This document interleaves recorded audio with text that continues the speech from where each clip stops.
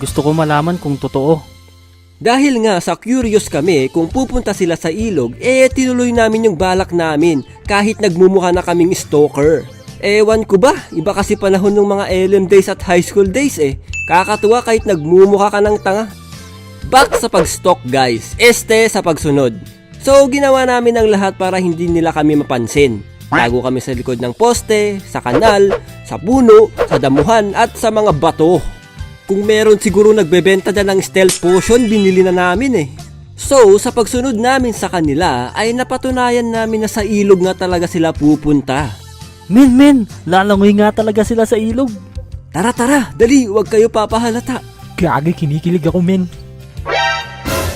Ay, sila dyan pala to. Uy, anong ginagawa nyo dyan? Lalangoy din kami.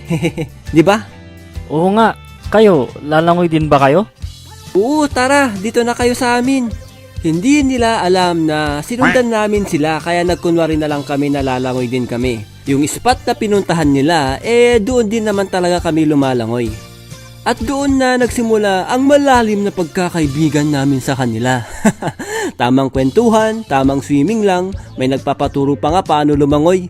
Doon din namin nakita kung gaano kasaya si Pinya. Dahil padilim na at napakalamig na ng tubig, nag-decide na kaming umuwi. Habang nagpapalit kami, ay bigla silang nagsisigaw. Akala ko, nakita nila yung mga tinatago naming agimat. Yun pala, may nanununod na sa kanila. Syempre, with great power comes great responsibility. Pinanood namin si Pinya sa gipin yung classmate namin. Siya kasi yung nakakita kaagad at nabilis nag-dive sa tubig para sagipin siya. Woo! Palakpakan ng ating bayani! Kaya lagi ko sinasabi guys, huwag pupunta sa ilog na mag-isa, okay? Ang kagandahan din kapag may kasama ka, may kasama kang mapapagalitan. Kinabukasan, nalaman ng teacher namin na lumangoy kami sa ilog. Ewan ko kung paano nila nalaman. Dumating yung magulang ng isa naming classmate at sinabihan yung teacher na wag na daw ipalapit sa amin yung anak nila. Dahil masisira daw yung pag-aaral niya.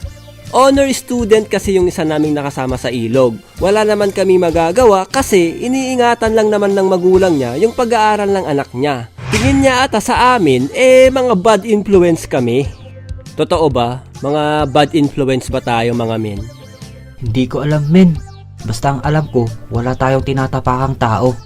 Ano mga men? Makakatalon ba tayo? Kaya mga men, Dalihan mo Pinya, masakit na likod ko. makakatalon tayo.